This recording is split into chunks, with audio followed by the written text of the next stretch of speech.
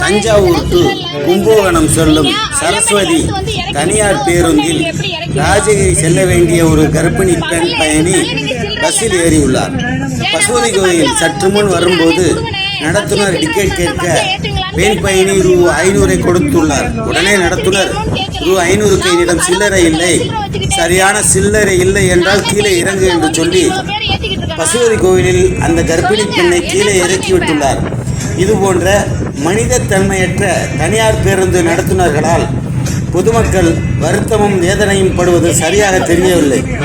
உரியவர்கள் பார்வைக்கு போகும் வரை இந்த பதிவை பகிருங்கள், அப்போதுதான் அவர்கள் திருந்துவார்கள்.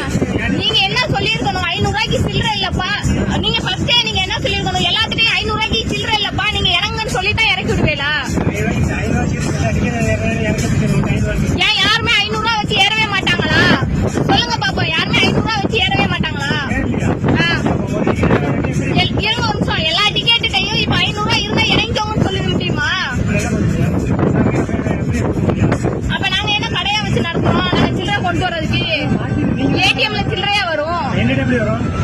உங்ககிட்ட ஏன் பஸ்ல இத்தனை டிக்கெட் ஏத்துறீங்க? உங்களுக்கு சில்லறை யாருமே வரவே செய்யாதா?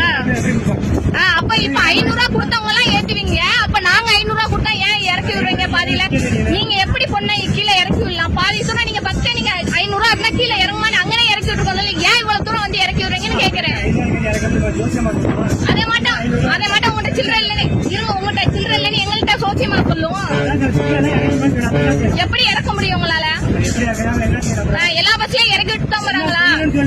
இல்லன்னா இருங்க ஒரு நிமிஷம், இல்லன்னா பஸ் ஸ்டாண்ட்ல கூட நீ மாத்தி கொடுமா, இல்ல நான் தரமா வெயிட் பண்ணு அப்படின்னு சொல்றவங்க தான் டிரைவர் கண்டக்டர். சரியா? சில்லறை நீங்க அது வந்து என்னன்னு அப்ப சொல்லி இருக்கணும்.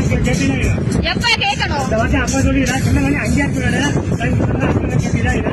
ஆமா கேட்கணும், சொல்லுங்க. அப்புறம் நீங்க எங்க இறக்கி விட்டாலும் அந்த கொஸ்டின் கேட்டிருப்பேன்.